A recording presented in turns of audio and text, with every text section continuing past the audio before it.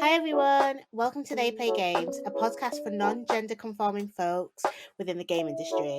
You could be within the game industry, wanting to be in the game industry, or actually just love games. We are a safe space for everyone and we'll have loads of different guests talking, so stick around and listen.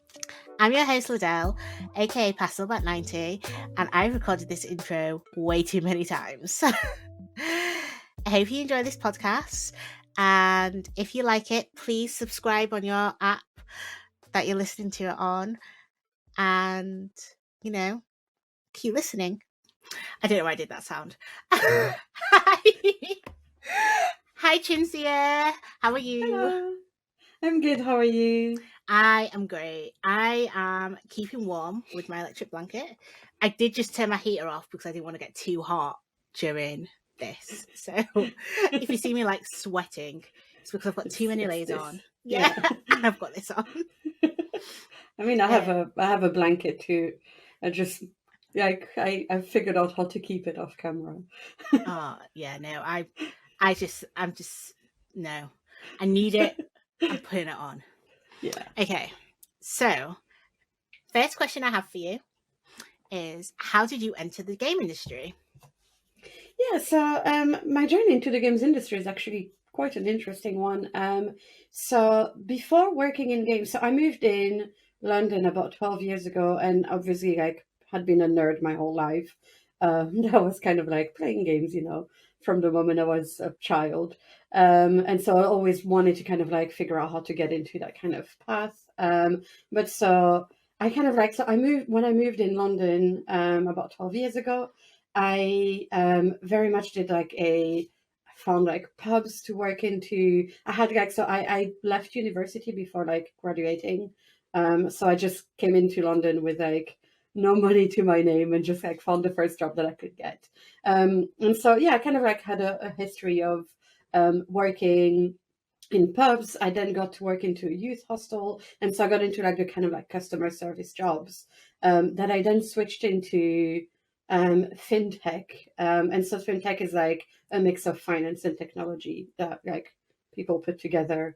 And so Ooh, when I switched into fintech, I started doing customer service, and then got a chance to move into the like day-to-day operation side of things. And what happened is that while I was on that side, um, and doing the like technical operations, I got to work on a lot of like payment platform for the games industry. So we did like integrations with Steam, and just like a lot of those like bigger platforms. So I got to kind of like see the background and what was happening behind the scenes. And through that job, got to go to EG and all this kind of stuff. So it was at the time where I was like, the amazing. games industry is so exciting. I want to be there.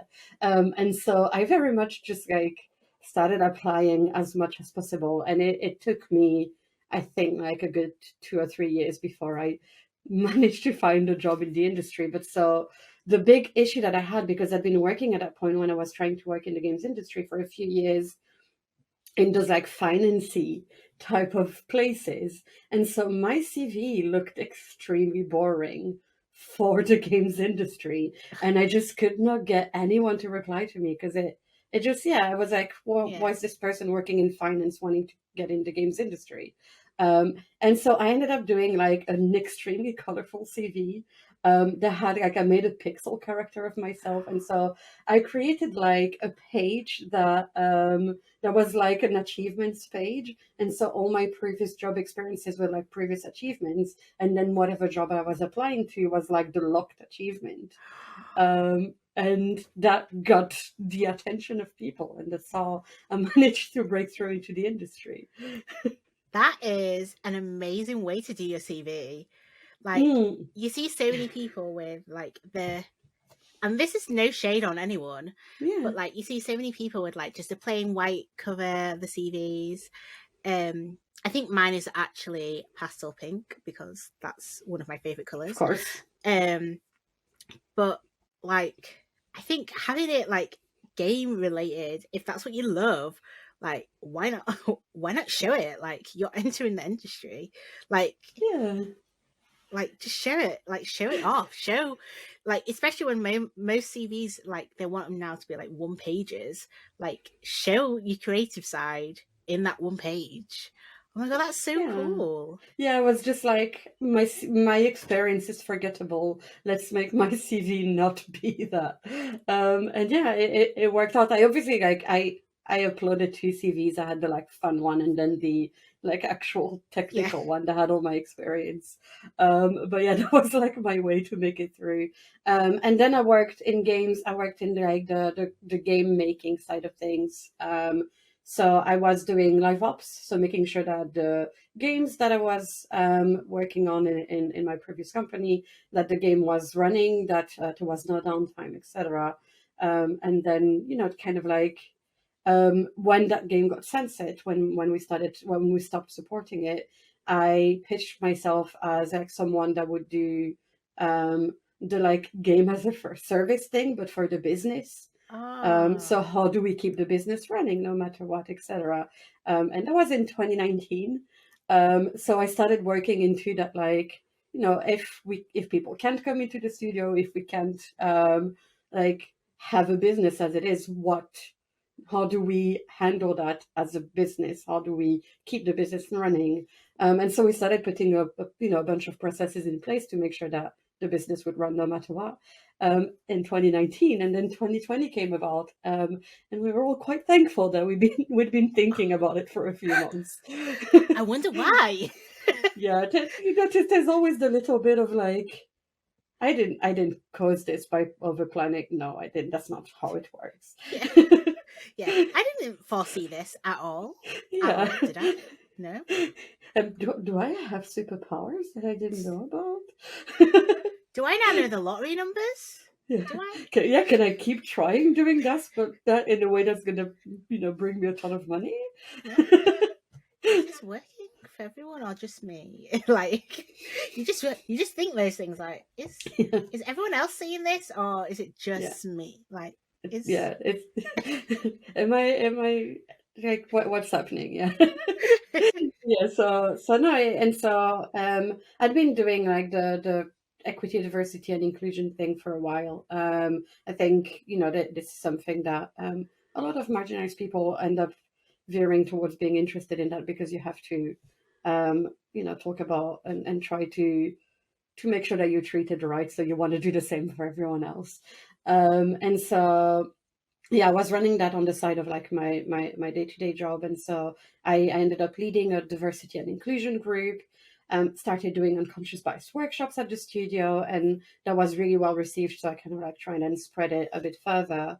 And then little by little, I managed to make that into my day job. And here we are. yeah, and we love it. We love to see the growth.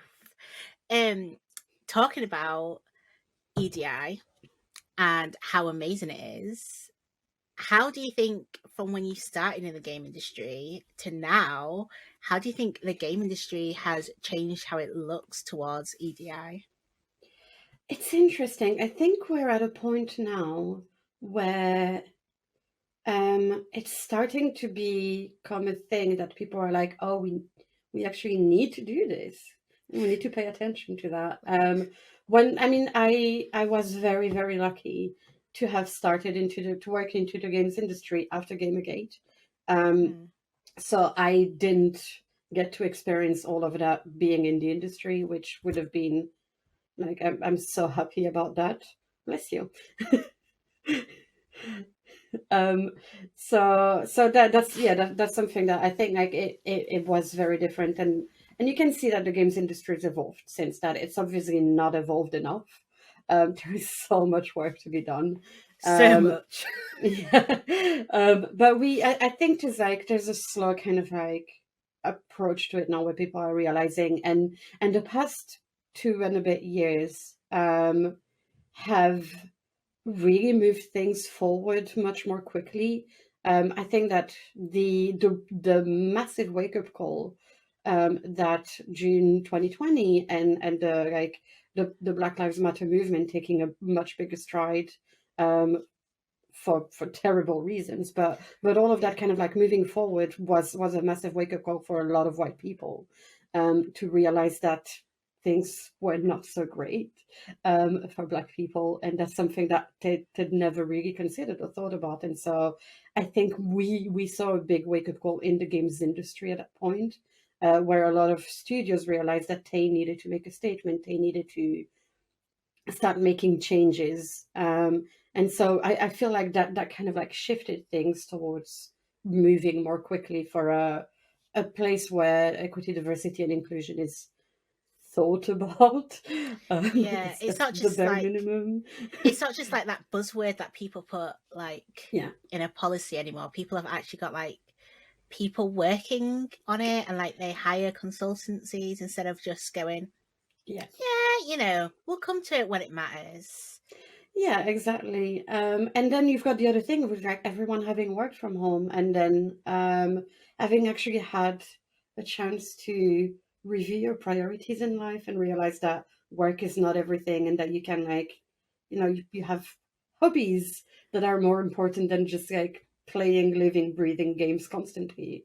And so like there's like a slow thing that happened where a lot of people have realized that companies that care about diversity and inclusion care about their employees, and so that pressure from a lot of people looking for jobs and a lot of senior people potentially looking for new opportunities comes in because they're not going to want to work for a studio that hasn't thought about it, because a lot of people know that if they haven't thought about that, they haven't thought about how they treat their employees, how work-life balance is happening, how we kind of like, avoiding extreme overtime and all of those things Yeah. that kind of end up like being a part of that diversity and inclusion work.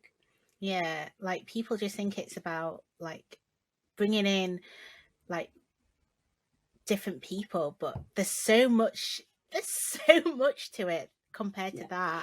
that. It's not just like, hi, we hired someone who meets the quota. It's like, no, like, yeah, it's not a tick in the box. It's, hey, show us that you care about your employees, and you're willing to put the time and effort. And it's not going to be easy work. It's not just something that will fix overnight, because it's actually a lot of people's mindsets that you need to change. And mindsets is one of the hardest things to change. Yeah, um absolutely. And when you like, especially when you think about like when you look at what senior leadership in a lot of studios look like, um, it comes with a lot of getting very uncomfortable, and people don't like that. And so that very first step of getting comfortable with being uncomfortable, that's very much the first stage, that is such a tricky stage to kind of like get past, that yeah, a lot of people get stuck there and they're like, oh, but like we treat our employees well. I'm like, but could you do better? Could you be the most competitive studio? Can you lead the yeah, way in these kind of things? I think I just love what you said, where you said people need to get comfortable with being uncomfortable. Like, I don't think I've ever thought of it like that. Yeah.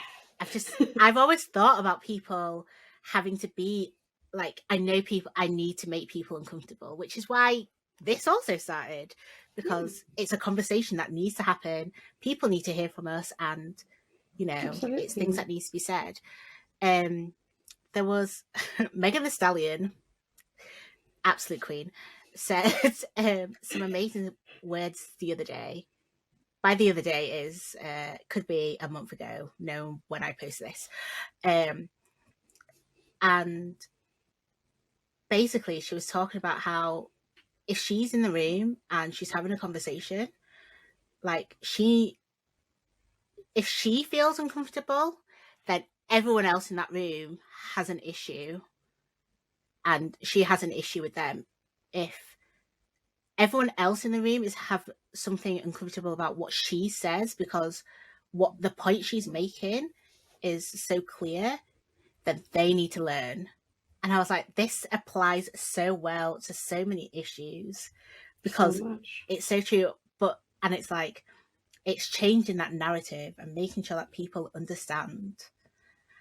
And like, that's so key. Like people needing to be comfortable with being uncomfortable. That's going to be Yeah. the title of this podcast.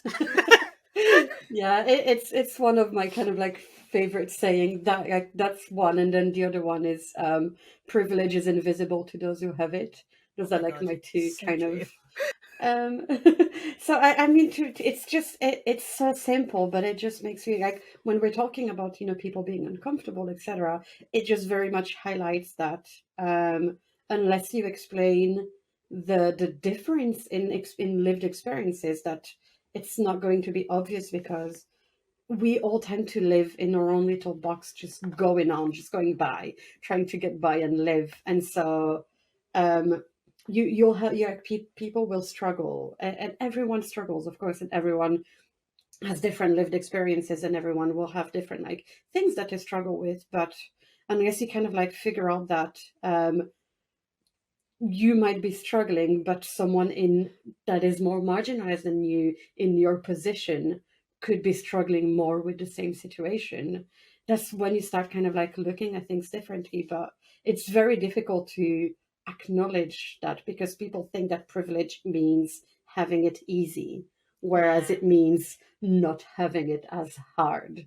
yeah, um, and it's just kind of like reframing that, and so it's very easy to just miss the point and only see the lived experiences in the experience that you have, until someone explains it to you in very simple terms, that they in a similar experience would have something completely different. yeah. And it's not also saying like we're discrediting you. Like Mhm. your your issues and your feelings are valid. Just Absolutely. please take note of someone who is more marginalized than you and know that they are also struggling. Mhm. Like I think that's what like that's some of the things that I feel, because even though, not to turn it around on me, but like I have this amazing voice. I don't, but like I'm able to be this communicative and I want to reach out to people. I never would have thought I would have done this, but I know that someone else who is also non-binary or gender non-conforming, they might need this, and they also would love to hear their people's stories and all these questions, but they maybe are not comfortable coming on the podcast or reaching out, and that's totally fine. And that's why there's a space, and that's why also there's She Play games um for women. And that's why Lauren also reached out, because Lauren was like, I cannot like speak for you. And I was like, thank Yeah, you. Like, I'm glad that you you should. noticed, because so many people are like, oh, I can speak for like non-binary. So I was like, but unless you're non-binary yourself, like you can't always speak on our behalf, if that makes Mhm. sense. And Lauren was really upfront, just saying, like, I can't take this on, and like it needs its own platform, and people need to have their own voice, and I don't feel like it's right having it within She Plays Games. And I was like, yeah, I was like, people, we do know it now, because we are our own people, and we are amazing, and everyone needs to see us. And I think that's what Yeah. a lot of people, I think, I know I felt when I first realized I was non-binary. Me going into a deep story. When I first realized, I feel like you're interviewing me. Let me just just everyone get a cup of tea and listen to my story. When I when I first realized I was non-binary, I never realized where I fit in, and I think a lot of people feel like that. And I want it to be like, this is for you. And I feel like I will probably say this every podcast, to be fair. This is a place for you. And if you're gender non-conforming as well, this is also a place for you. Like, this is a safe space. And I want you to know that you are welcome. And I will, I was going to say I will love you, but that sounds really weird. So anyway, Code Coven. Yes. I want to congratulate you for being an Thank you. interim CEO. That is Yeah, actually a round of very, applause. I am very excited. It's been an absolute thrill to, I mean, just in general to join the Code Coven team, because I'd been kind of like, praising them and like looking at everything they've been doing on the sidelines, and now being able to be a part of this, not only be a part of this, but being asked to lead such a great team of like, amazingly inspirational people. It's an enormous privilege. I can't believe I'm this lucky. The connection, right? Really good. Obviously, I'm a pro podcaster. It's- I can't wait to edit all this. I'm actually pro at editing, but I just don't like doing effects. I just like it plain, because it's so much easier for accessibility. Anyway, so that's me going off about accessibility. Anyway, so there was no tech issues again. That didn't happen. Do you want to tell us a little bit about Code Coven and how amazing it is? Yeah, so Code Coven is an organization that helps all people of marginalized genders get into the games industry.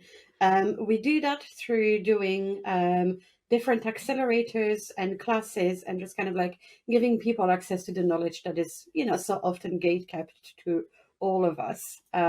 So we've got kind of like different levels of knowledge. So we have like intro to game making classes, which are meant for people kind of like trying to get into the games industry, and then like it just kind of like goes into different and higher levels of kind of like expertise, so up to the point of like, helping people kind of get to a point of being able to pitch their games. And we have a great community as well on top of that, so I love yeah. it. I think I was in, well, I say I am in the Code Coven Discord, and I was in the Friday Connects, and so I met up with someone, and like you meet people from all over the world, and I was just helping them like learn how to like make their LinkedIn a bit better. And I was just I was Love like, that. mine's not the best, but you can connect with me and I'll show you like some of the things that I post and like how it looks, and like just those little things to like help people learn, because like I didn't know how LinkedIn worked when I was first trying to look into games. Yeah. Like, It's it's so difficult because not everyone in the games industry is on LinkedIn, so you have to figure out that like weird line and everything. yeah. So it's like getting people like just like see, I was like, this is the things that I know. I'm not amazing, but these are the things that I know, and this is what I can help you with. It's like nice little mentorships and like just little nice chats that you can have. So I definitely suggest it to anyone who is Yes. looking to get into games, or even if Yes. you're in games and looking to like develop your skills. It's so worth it. Yeah, it's something that makes me so happy as well. And we've had that a few times. So um, just because a lot of what I do with like the diversity and inclusion side of things, which I'm never leaving behind, even as an interim CEO, is that I look at the data of what our representation looks like, and with that idea of like, being for all marginalized genders. We see that like people, not only people applying, but in the team as well. We have basically like it's half half in terms of like people that use she her pronouns and people that use they them pronouns, and then Oh, we also have like people with neo pronouns and all those kind of things that just kind of unseen in the games industry. So it always makes me so happy. yeah. We have, I think at this point, it's half the team that is non-binary in one way, shape, or form. Oh, So it's nice. yay! My non-binary heart skips a beat. Yeah. I saw someone, I'm not gonna lie, I saw someone today on my work teams chat, and I saw a they, and I was like, oh, you wasn't a they before. And like I was like, do I message them and be like, I see you come to my side? Welcome. Yeah, I literally wanted to be like a welcome, but I was like, that might be a bit too weird. I mean, like when I came out with using she they pronouns, I just the things that I remember most and that I appreciated most were people that were like excited with me. You know, like you have people that come up to you and they're like, "Oh, I'm so excited for you! Congrats!" and everything. And it's like, yeah, like, this is a journey towards me finding myself. It should be exciting. Should be something that's celebrated. Yeah, I love it. Like, I want to throw everyone a party. Like, do you know when people get welcome gifts at work? Yeah, I want to send people a welcome gift. community welcome. Yeah. Hi, I am now the owner of of it. Yeah, non-binariness. yeah. There you go. No one quote me on that. Copyrighted. Yeah, that's actually why. Okay. Now to get onto the real issue that Mhm. I know I sometimes face, and I have a feeling you might face, but as we are female presenting, sometimes, a lot of the times, we get mistakenly called like she, her, and we get misgendered a lot. And I'm just there like, no, I get called lady, woman, and I'm like, no, no. Um, how how how do you go about first of all, how do you go about being misgendered? Because I know a lot of people struggle with this. Yeah, I do want to acknowledge that I have a lot of privilege in that sense because so I identify as a non-binary woman, so it makes it a lot harder for people to misgender me, and I get a lot of like I kept a lot of the women privilege, kind of coming out as non-binary, which means that like the being misgendered and everything happens a lot less when it comes to kind of like day to day being in the street, etc. The conversation can like often happens for me when it's with people that I know and see more frequently, and that continue to like call me girl slash women. Like girl, I never liked anyway because I am an adult, and so Yeah, regardless of yeah. me Am I being am I a non-binary or child? not, yeah, I am like girl and female were like we're always absolutely banned. Again, because I am not an animal or a scientific subject, I am a Yeah, person. So don't call me a female. That's weird. But yeah, so I when it comes to people that I like will work with more frequently or like know and kind of like get to be around more, and you see that the like she does all the work in the she they like it does a lot of overtime. I kind of like try to have a conversation with them and just explain that this is how I feel and that it's very important to me that they kind of like lean on the they them part of my pronouns because it is part of my identity, and just try to kind of like approach it from a place of I am going to understand that you're making a mistake and I'm going to assume that it's all it is, and let's like let me explain to you why this is important to me and why you exclusively saying she her or calling me a woman etc can be difficult. But so one of the thing like the things that the ways that I appreciate and that I notice people making an effort is when like I'll be with people that speak about me and I barely ever hear the she part of she they, yeah, where people like kind of like have switched basically to using they them. For me that makes me happy, that makes my heart sing. So it's that, and it's like when like award season comes around and you've got a lot of the women in game stuff kind of happening, having people kind of like checking in and making sure that do I want to be a part of this, and I can gently opt out and be like that's not for me. I don't feel comfortable taking that as a thing yeah, because I'm trying to move away from the women only thing, yeah, because that's not me. That's not exclusively who I am. Um, so that's kind of like these are the like positive kind of examples of when I notice people making a particular effort and making sure that to acknowledge me and who I am as a full person instead of just being like, let's just pretend for my own comfortableness that yeah, none of this is happening. yeah. I'm just gonna pretend you're just making a mistake and you're not doing it on purpose. Yeah. Yeah. Um, I sort of get what you mean though with like the women privilege. I was gonna say, but no, but that wasn't Yeah. right. So I classify like I'm an animal. I was gonna say register. I say, I, say, I say that I am a non-binary Black woman, but I don't want anyone ever using the woman tag on me. It always has to be Black woman, if that makes sense. Like I will Yeah. fall under the Black woman tag, but underneath that, you better call me non-binary, if that makes Yeah. sense, because aside I align with all the all the pros, cons, strengths, everything that a Black woman has gone through, and I feel like that has been ingrained into me from birth. Like that's something that I would never give up at the Hmm. moment. I mean, I might later on, but at the moment, I think like that's such a key part of who I am and how I strive to be, and like the people I look up to as well.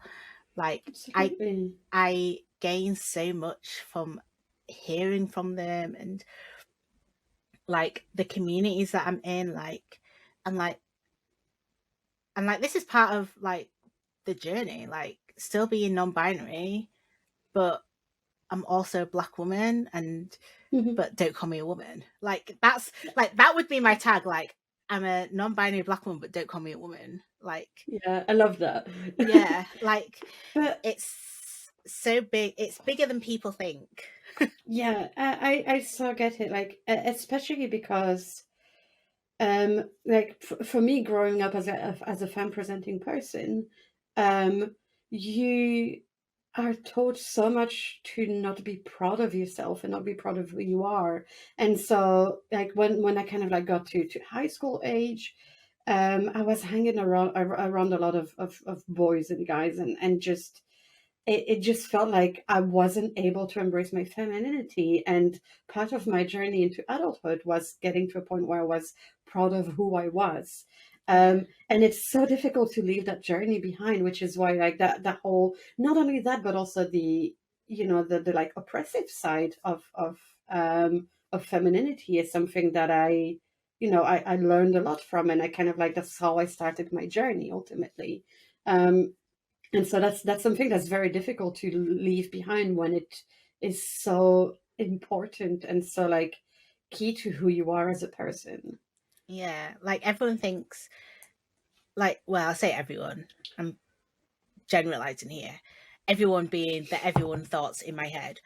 Mhm. Um, like people think that sometimes non-binary, like you just have no regards for the binaries and gender at all, but we completely understand them and we know that they exist, but we just don't align with them. And but Yeah, we have done in the past. Like we know they exist, like they're yeah, there for a reason, like but not for us at the moment. And yeah. But that's also, right, it's about acknowledging that gender is a social construct, and that yeah. you can be at a place where you can reject those social Oh my construct god, and that pressure that there's so society puts much on you. there's so much of the society that I wish we could just as a whole reject, Yeah. because there's so much that make people live in constant, oh, there's just so much that I could go on for ages. But we're not going to, because that's not the point of this podcast. Just so much. Me just trying not to spill my entire thoughts. Okay. Um, what was the last thing? I don't know. Any last points? That was it. Any last point that you can Yeah, I think mean, of? I think, I'm first of all, I have said that to you before, but I am so happy that you've done this, that you've taken this journey, that this podcast exists, because, um, as I mentioned before as well, it is so easy, for non-binary people to feel like you're the end part of anything, and Non-binary people are always tagged into the women and non-binary, which doesn't fit everyone or most people that identify as non-binary. And so I'm so happy that this exists and that we get to be around people away from the first part of women and so that, yeah, that's something that, it gives me hope, and I hope that it, gives hope to other people. So that's kind of like the first big thing that I want to say. Thank um you. and yeah, of course. I mean, if you are out there and you kind of like listening to this and questioning kind of like your own gender and going onto that journey, it is a normal thing that everyone goes through. It is very healthy. And even if you kind of like end up identifying as the gender that you were born with at the end of that journey, you've done something that's really healthy, to kind of like, look through and question yourself. So, it can be a bit scary, but be proud of that. Be proud of what you're doing. Um, and if you are a cis person listening to this, please give money to charities and please support all trans and non-gender, non-conforming people. Yes, please. And if anyone's listening who can set up awards, I would like to. I don't know how I'm going to do this with a full-time job, streaming and doing a podcast, but I would like to do an award for gender non-conforming and non-binaries, please. So we don't just have. I'm only The saying that women because in I see your games. awards in the background, and I'm like, "Where's my award for being me?" Yeah. Basically, if you do awards, I just want an award for me. And now, if I win an award this year, I'm literally going to pull up this podcast, play that clip, and be like, that is why I won this award. But for real, we need acknowledgement. And I think I don't want to say unfair because that's, well, actually, no, I am going to be unfair. No, it I'm going is. to be the person that I am. I'm going to say my mind. I want us to have a gender non-conforming and non-binary awards. I was going to say hosts, awards, because we need to be able to celebrate and have people know that we can be celebrated, because having to be shipped in with either women or everyone else isn't fair. And No. I want it separate. So anyone listening to this, you can set up an awards, hit me up, because I want to sort that out. Yeah. And I want to be the first I person so with the award. agree. And that representation is so important, and like the games industry is in such a unique place because we can reach so many young people, Right? and we have the opportunity to give people the chance to experience empathy by making them, like, a game is a unique experience where you hand people the story, like someone else's story. So that representation can literally be life-changing for the people. So Right. let's do it. Like, how hard is it? You know what? Anyway, we're going to end the podcast here because I will go on forever about we need our recognitions, give us our dues, give me everything, give me $1 million.